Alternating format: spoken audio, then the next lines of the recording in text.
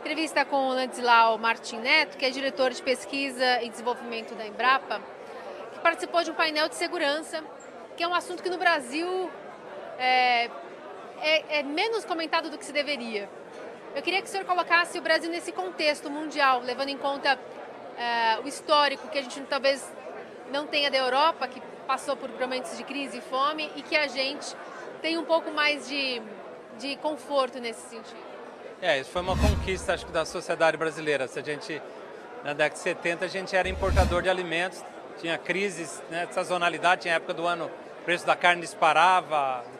E, felizmente, graças ao aumento da produção, uma produção que foi construída com o uso de tecnologia de qualidade, tem uma série de desafios, é o desafio de produzir nos trópicos, mas o Brasil atingiu um novo patamar. E a questão da segurança alimentar, que ainda que não seja uma percebida de forma tão intensa pela sociedade brasileira, até em função da disponibilidade de alimento que a gente tem, ela tem riscos de se manter.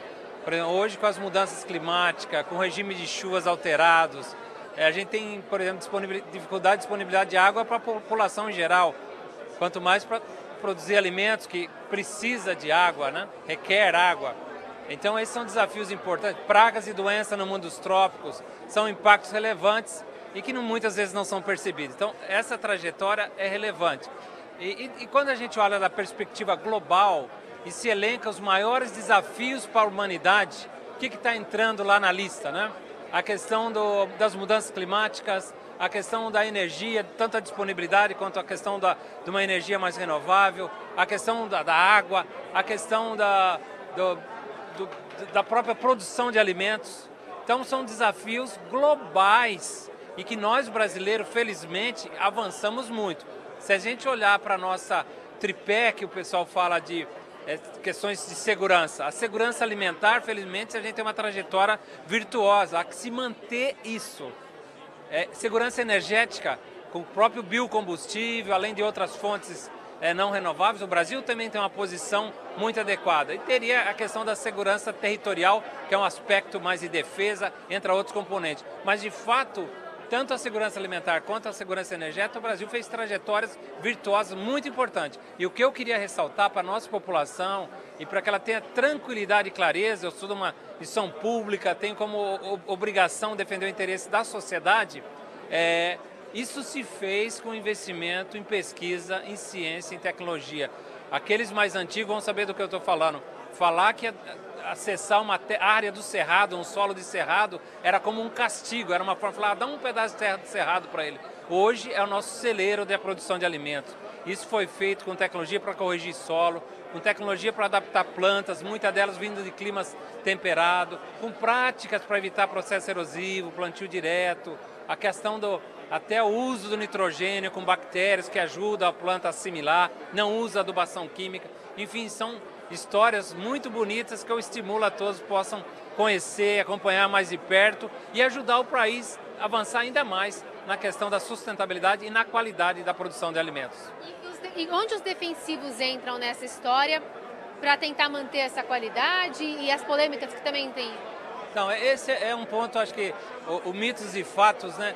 É fato que o Brasil se tornou o maior consumidor de produtos químicos, agroquímicos, né?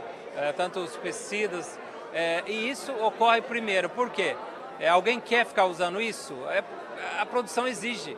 Todos os bônus que a gente tem de produzir nos trópicos, que a gente pode fazer ao longo dos 365 dias, vem os ônus. Um deles, com alta temperatura e alta umidade, há necessidade de você combater pragas e doenças que vêm associadas com essa condição, para você poder manter uma produção de qualidade.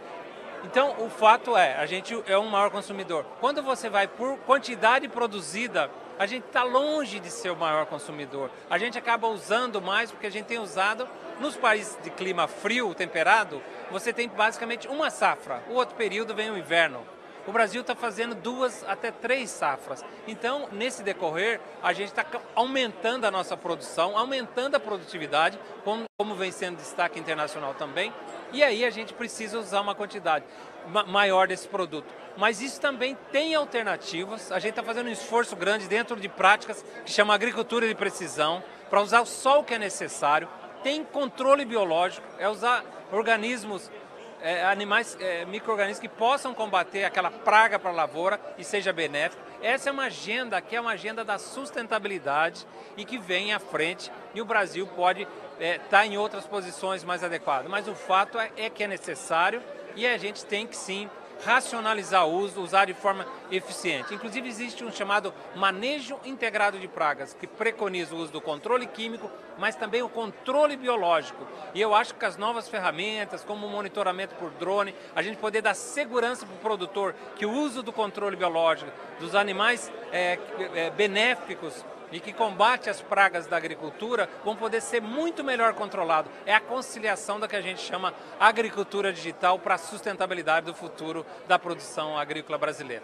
O nome é meio complicado, mas no final das contas é muito mais fácil de colocar esse exemplo na prática, como o senhor falou, né? Tipo, essa agricultura digital parece que é uma coisa muito distante, mas já está sendo colocada na prática. Cada vez mais, né? Você pode monitorar seu sistema de plantio com um drone, com câmeras, georreferenciado, então você pode agir só no local que está tendo a infestação. E essas são tecnologias que estão chegando. Eu posso dar um exemplo concreto de uma parceria que a Embrapa, nesse momento, desenvolve com uma empresa privada, a Qualcomm, para desenvolver tecnologia para facilitar a adoção pelos produtores rurais brasileiros. Isso não é futurismo, isso vai ser realidade muito próximo e é uma agenda virtuosa também para o Brasil estar gerando tecnologia que ela vai poder depois comercializar para outros locais do planeta, ser competitiva na produção de tecnologia para a agricultura.